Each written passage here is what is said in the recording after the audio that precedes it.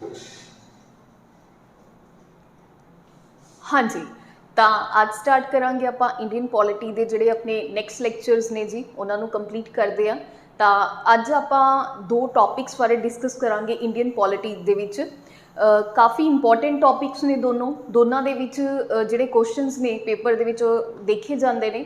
तो किहड़ियां चीज़ां ने आपां नूं पढ़नियां चाहीदियां ने, किहड़ियां चीज़ां प्रीवियस ईयर दे विच आईयां होईयां ने और किहड़ियां चीज़ां जिहड़ियां अगे आ सकदियां ने। टू दी पॉइंट आपां इन्हां टॉपिक्स नूं की करांगे, डिस्कस करांगे।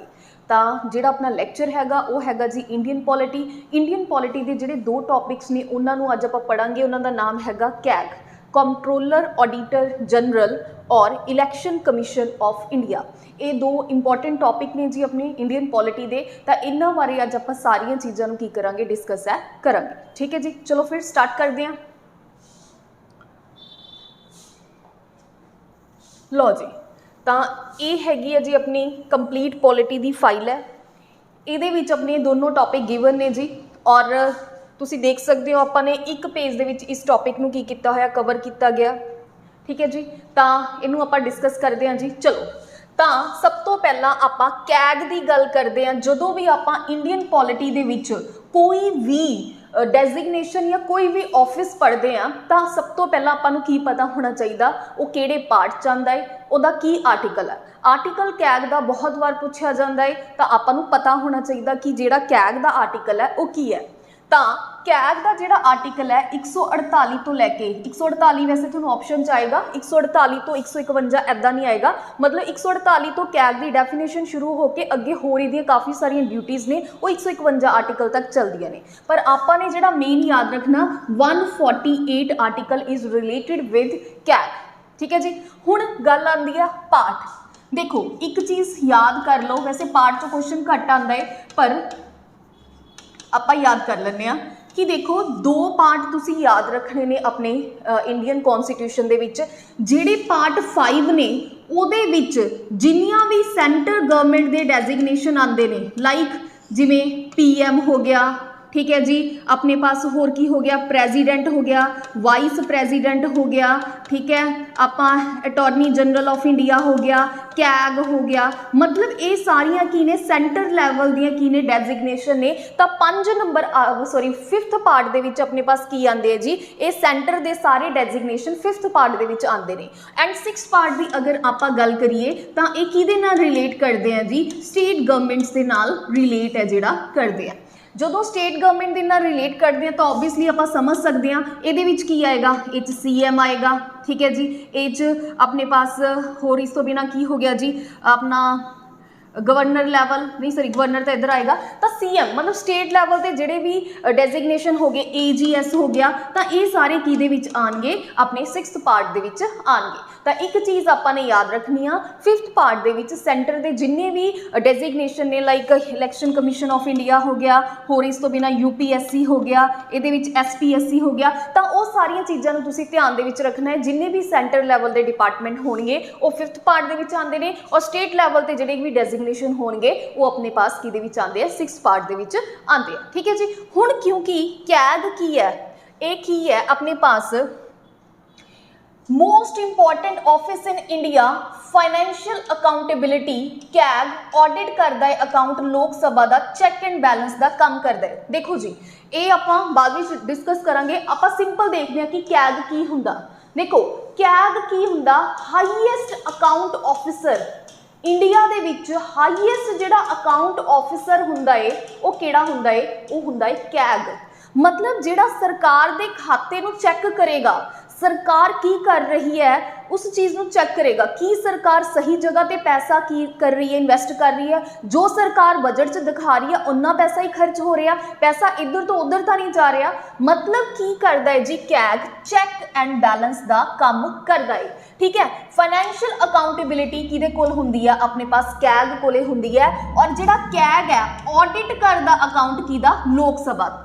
लोक सभा दे विच की होगा, लोकां दा पैसा होगा।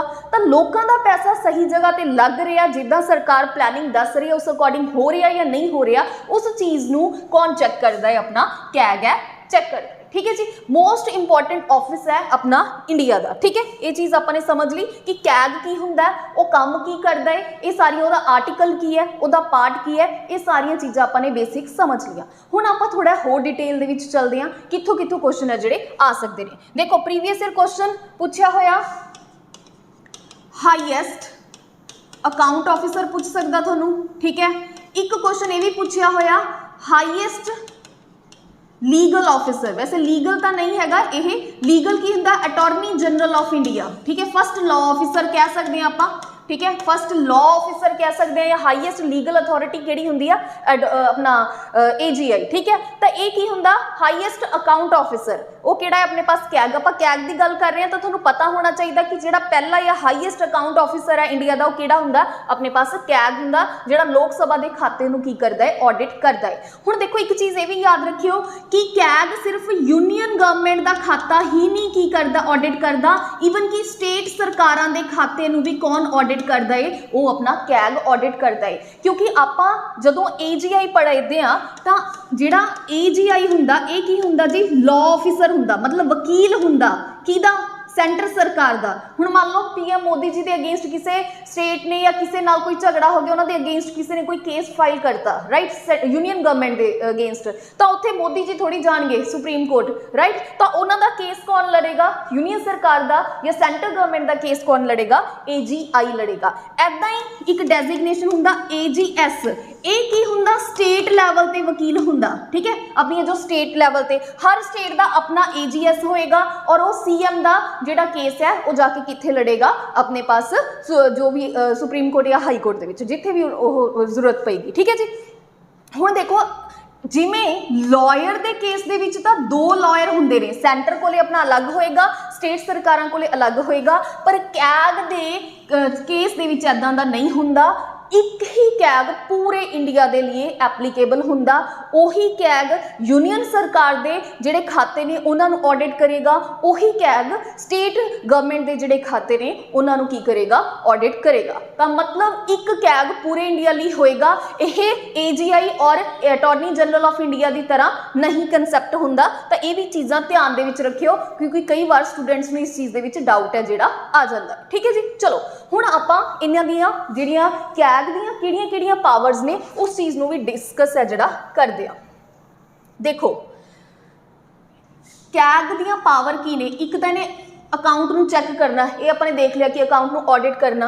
CAG not the financial advisor, देखो कहंदा कैग है जिहड़ा फाइनैंशियल एडवाइजर नहीं हुंदा। हुण इहदा की मतलब होया, देखो यूनियन गवर्नमेंट ने एक बजट कढ़दी है, सरकार बजट कढ़दी है जी, ठीक है जी। जो बजट निकलता है सरकार उहदे विच काफ़ी सारे प्रोजैक्ट्स, काफ़ी सारिया ग्रांट्स वगैरह की करदी ने, अलॉट करदी है, ठीक है। भी ये इन्ना पैसा आप इस साल इस काम ते लाना, इन्ना पैसा इस साल काम ते लाना। तो उस टाइम दे विच कैग सरकार नूं ये नहीं कह सकता कि नहीं तुसी इस ए प्रोजैक्ट ते अगर 500 करोड़ ला रहे हो भी ये गलत है, तुसी ये 300 करोड़ लाओ, मतलब वो फाइनैंशियल एडवाइजर की तरह काम नहीं कर सकता। मतलब सरकार चाहे जिन्ना मर्जी जो पैसा जिवें सरकार नूं सही लगेगा सरकार उवें लगाएगी, ये सिर्फ और सिर्फ सरकार दा लगाया होया पैसे नूं चैक करेगा कि वो सही जगह ते लग गया, जिन्ना केसी अमाउंट उन्नी लगी है या कोई इधर उधर तो नहीं हुई, ठीक है। तो ये भी चीज़ याद रखियो, ये सरकार दे लिए एक फाइनैंशियल एडवाइजर का काम नहीं करता, इसका काम सिर्फ और सिर्फ की करना है ऑडिट ऑफ अकाउंट। जो सरकार ने कहा है उहदे अकॉर्डिंग जिहड़ा खर्चा सही होया या नहीं होया, लोकां दा पैसा उन्होंने हित विच खर्च होया या नहीं होया, इसे चीज़ नूं कैग है जिहड़ा की करदा है, चैक है करदा है। चलो हुण सो रोल इन छड्ड दो, हुण आपां गल करदे हां one CAG for whole India. अपने पहले ही डिस्कस कर लिया, इक्को ही कैग हुंदा है जिहड़ा सारे इंडिया दे लिए जिहड़ा अकाउंट्स ऑडिट करदा, चाहे स्टेट सरकारां दे ने चाहे वो अपने पास यूनियन गवर्नमेंट दे ने, ठीक है जी। चलो अगे चलते हैं जी आपां। अगे हैगा auditing the account of union, union सरकार के अकाउंट्स नूं भी ऑडिट करता है। Make every year CAG report, हर साल यह एक रिपोर्ट तैयार करता है यूनियन लैवल ते अलग। यूनियन लैवल की जिहड़ी रिपोर्ट है ये किनू सबमिट करवा देगा, प्रेजिडेंट नूं, सिमिलर की होएगा ਜਿਹੜੀ स्टेट लैवल ਤੇ ਇਹ ਰਿਪੋर्ट ਹੋਏਗਾ ਉਹ ਕਿਹਨੂੰ सबमिट करवा देगी गवर्नर ਨੂੰ। ठीक है, समझ आई। हर स्टेट का गवर्नर अलग होएगा, हर स्टेट की अलग रिपोर्ट बनेगी, तो उस स्टेट के गवर्नर ਨੂੰ उस रिपोर्ट ਨੂੰ हैंडओवर कर दिता जाएगा कि देखो जी असी ऑडिट किया है, आ चैक एंड बैलेंस साडे पास निकला है, इनू हैंडओवर करके अपने जिहड़ा भी जो भी थोड़ा सदन है उहदे विच की कर सकते हो तुसी, पेश है जिहड़ा कर सकते हो। ठीक है जी, चलो तो यह रिपोर्ट की करेगा जी, तैयार करेगा हर साल और किनू दे देगा, प्रेजिडेंट। प्रेजिडेंट की करेगा, उस रिपोर्ट नू पार्लीमेंट दे विच पेश करेगा। ठीक है जी, और इस तो बिना स्टेट लैवल ते किनू दे देगा, गवर्नर नू दे देगा। रिव्यू ऑफ फिर की होएगा उस तो अगे जो पार्लीमेंट विच चली गई तो कैग दी रिपोर्ट नू रिव्यू कौन कर दिया, पब्लिक अकाउंट कमेटी। बहुत इंपॉर्टेंट क्वेश्चन है जी, पीपीएससी से पता नहीं और लाइक पीसीएस वाले वर्गे पेपरों के भी यह की है चीज़ पूछी जा सकती है। ठीक है, तो कैग की रिपोर्ट नू पब्लिक अकाउंट कमेटी मिलके बैठूगी, उस रिपोर्ट नू यह रिव्यू करेगी जिहड़ी कि कैग की रिपोर्ट नू पढ़ेगी। फॉर एग्जाम्पल अगर पब्लिक अकाउंट कमेटी नू कुछ नहीं समझ आता कैग की रिपोर्ट दे विच, तां कैग पब्लिक अकाउंट कमेटी की हैल्प भी करेगा उस रिपोर्ट नू समझण दे विच। ये भी चीज़ थोड़ी जी ध्यान दे विच रखनी है तुसी। ठीक है जी, चलो इन public account committee only legislature की होंदे हैं जी, मैंबर होंदे हैं। टोटल मैंबर किन्ने होंदे ने, 22। ठीक है जी, ये चीज़ याद रखियो, जिहड़ी पब्लिक अकाउंट कमेटी है, हुण आपां नूं ये पता लग गया कि पब्लिक अकाउंट कमेटी कैग दी रिपोर्ट नूं चैक करदी है।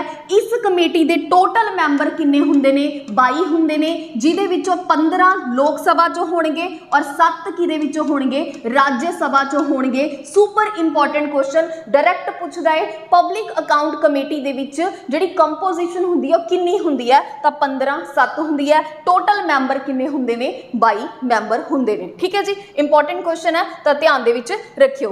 उस तो बाद कैग आपने डिस्कस कर ही लिया, कैग कहंदा हेल्प करदा पब्लिक अकाउंट कमेटी दी टू रिव्यू द रिपोर्ट नू रिव्यू करन दे लिए हेल्प की जाती है। So CAG is a friend, so CAG की है, एक फ्रेंड भी है, फिलोसफर भी है और गाइड भी है किदा, पब्लिक अकाउंट कमेटी दा। ठीक है जी, ये की ने, ये सारे रोल्स ने जिन्हां विचों इस चीज़ दे विच जिहड़े आहा ने इत्थों पीपीएससी क्वेश्चन की कर दी है जी, फ्रेम है कर दी है। ठीक है जी, तो ये चीज़ नूं की रखना है तुसीं ध्यान दे विच रखना है। बाकी आ बेसिक चीज़ां ने सारे पेपरों के लिए, like Punjab sub inspector, constable, jail वार्डर होर PSSB, ये सारिया बेसिक चीज़ा तो आपने हर एक पेपर लिए पढ़नी है, चाहे तुम PCS दे रहे हो, ठीक है, या PPSC का कोई पेपर दे रहे हो या फिर सिंपल कोई पेपर दे रहे हो, आ चीज़ा तो पढ़निया ने। बस थोड़ा जा लैवल का की हो जाता है, एग्जाम टू एग्जाम फर्क है जोड़ा पै जाता है। ठीक है जी, चलो हुण आपां अगे चलते हैं। इस साइड की लिखा होया कंडीशनस, इहदा टेन्योर, इहदा जिहड़ा टेन्योर हुंदा ओह 65 और 6 ईयर हुंदा। हुण इहदा की मतलब है 65 या 6 साल। वैसे इहदी मैक्सिमम एक ही है, एज लिमिट है। ठीक है, और एक ही ने भी एने ईयर यह की करेगा, सर्व करेगा। मान लो एक बंदा 50 साल का कैग बन गया, कोई ABC पर्सन 50 साल का कैग बन गया, तो वह सिर्फ 6 साल काम करेगा और 56 ईयर जो की हो जाएगा, रिटायर है जोड़ा हो जाएगा। फिर मान लो एक बंदा 63 की एज दे विच की बनया, कैग बनया। ठीक है जी, हुण क्योंकि मैक्सिमम लिमिट कितनी है 65, तो वह जो 65 ते पहुंचेगा तो की हो जाएगा, रिटायर हो जाएगा।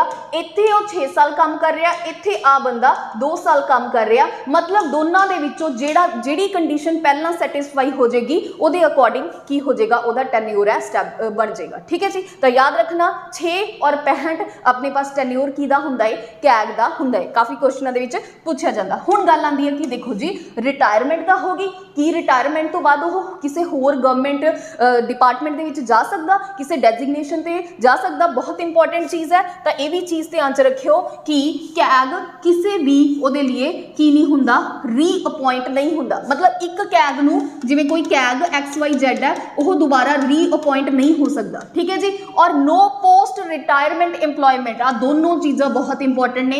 एक कैग दूसरी बार की नहीं बन सकता, कैग नहीं बन सकता, और ना ही वो किसी होर डिपार्टमेंट दे विच दोबारा तो की लै सकता है, इंप्लॉयमेंट है जी लै सकता है। ठीक है जी, क्लीयर है। अच्छा, इनू अपॉइंट कौन करता है, इनू अपॉइंट करेगा प्रेजिडेंट, और इनू रिमूव किवें किया जाता है, जिद्दां सुप्रीम कोर्ट के जज नू रिमूव किया जाता है, ਸਿਮਿਲਰ ਪ੍ਰੋਸੀਜਰ ਹੈ ਜੀ ਕੈਗ ਨੂੰ ਰਿਮੂਵ ਕਰਨ ਦਾ। ਇੰਪੋਰਟੈਂਟ ਕੁਐਸਚਨ ਤੁਹਾਨੂੰ ਕਹੇਗਾ ਕੈਗ ਕਿਹਦੀ ਤਰੀਕੇ ਨਾਲ ਰਿਮੂਵ ਹੁੰਦਾ, ਸੇਮ ਐਜ਼ ਸੁਪਰੀਮ ਕੋਰਟ ਜੱਜ, ਸੇਮ ਐਜ਼ ਹਾਈ ਕੋਰਟ ਜੱਜ। ਤਾਂ ਤੁਹਾਨੂੰ ਪਤਾ ਹੋਣਾ ਚਾਹੀਦਾ ਕੈਗ ਦਾ ਰਿਮੂਵਿੰਗ ਪ੍ਰੋਸੀਜਰ ਸੇਮ ਹੈ ਜਿੱਦਾਂ ਸੁਪਰੀਮ ਕੋਰਟ ਦੇ ਜੱਜ ਨੂੰ ਆਪਾਂ ਕੀ ਕਰਦੇ ਆ, ਰਿਮੂਵ ਹੈ ਜਿਹੜਾ ਕਰਦੇ ਆ। ਠੀਕ ਹੈ ਜੀ, ਪਹਿਲਾਂ ਇੰਪੀਚਮੈਂਟ ਹੋਏਗੀ, ਅਗਰ ਉਹ ਗਿਲਟੀ ਫਾਊਂਡ ਹੋਊਗਾ ਤਾਂ ਉਸ ਤੋਂ ਬਾਅਦ ਕੀ ਹੋ ਜਾਏਗਾ, ਉਹਨੂੰ ਕੀ ਕਰ ਦਿੱਤਾ ਜਾਏਗਾ, ਰਿਮੂਵ ਹੈ ਜਿਹੜਾ ਕਰ ਦਿੱਤਾ ਜਾਏਗਾ। ਪਰ ਇਹਦਾ ਜਿਹੜਾ ਪ੍ਰੋਸੈਸ ਹੈ ਇੰਨਾ ਈਜ਼ੀਲੀ ਨਹੀਂ ਹੁੰਦਾ। ਠੀਕ ਹੈ ਜੀ, ਤਾਂ ਇਹ ਚੀਜ਼ ਦਾ ਆਪਾਂ ਨੇ ਕੀ ਰੱਖਣਾ, ਧਿਆਨ ਹੈ ਜਿਹੜਾ ਰੱਖਣਾ। ਤਾਂ ਇਹਦੇ ਨਾਲ ਆਪਣਾ ਜਿਹੜਾ ਕੈਗ ਹੈ ਉਹ ਚੀਜ਼ ਆਪਾਂ ਨੇ ਕੰਪਲੀਟ ਕਰ ਲਿਆ। ਇਹ ਟੌਪਿਕ ਇੰਨਾ ਕੀ ਹੈ, ਤੁਸੀਂ ਇੰਨਾ ਕੀ ਪੜ੍ਹਨਾ, ਇੰਨਾ ਹੀ ਸਫੀਸ਼ੀਐਂਟ ਹੈ ਤੁਹਾਡੇ ਲਈ। ਇਸ ਨੂੰ ਵਾਰ-ਵਾਰ ਰਿਵਾਈਜ਼ ਕਰੋ ਕਿਉਂਕਿ ਐਗਜ਼ਾਮ ਦੇ ਵਿੱਚ ਨੋ ਡਾਊਟ ਆਪਾਂ ਨੇ ਸਾਰੀਆਂ ਚੀਜ਼ਾਂ ਪੜ੍ਹੀਆਂ ਹੁੰਦੀਆਂ ਨੇ, ਪਰ ਐਗਜ਼ਾਮ ਦੇ ਵਿੱਚ ਜਾ ਕੇ ਆਪਾਂ ਨੂੰ ਕੀ ਆਉਣ ਲੱਗ ਜਾਂਦੇ ਨੇ, ਜਿਹੜੇ ਡਾਊਟਸ ਆਉਣ ਲੱਗ ਜਾਂਦੇ ਨੇ। ਤੁਹਾਨੂੰ ਕੋਈ ਵੀ ਡਾਊਟ ਨਾ ਆਵੇ, ਤੁਹਾਨੂੰ ਕੋਈ ਵੀ ਡਾਊਟ ਨਾ ਆਵੇ ਤਾਂ ਇਸ ਚੀਜ਼ ਦੇ ਲਈ ਤੁਸੀਂ ਕੀ ਕਰਨਾ ਹੈ ਕਿ ਇਸ ਨੂੰ ਬਾਰ-ਬਾਰ ਰਿਵਾਈਜ਼ ਹੈ ਜਿਹੜਾ ਕਰਨਾ ਹੈ। ਠੀਕ ਹੈ ਜੀ, ਤਾਂ ਕੈਗ ਹੈ ਜਿਹੜਾ ਆਪਣਾ ਟੌਪਿਕ ਕੰਪਲੀਟ ਹੋ ਗਿਆ ਹੈ। ਹੁਣ ਜਿਹੜਾ ਆਪਾਂ ਨੈਕਸਟ ਪੜਾਂਗੇ ਉਹ ਪੜਾਂਗੇ ਇਲੈਕਸ਼ਨ ਕਮਿਸ਼ਨ ਆਫ ਇੰਡੀਆ, ਉਹ ਆਪਾਂ ਪੜਾਂਗੇ ਜੀ ਨੈਕਸਟ ਲੈਕਚਰ ਦੇ ਵਿੱਚ। ਓਕੇ ਜੀ, ਥੈਂਕ ਯੂ।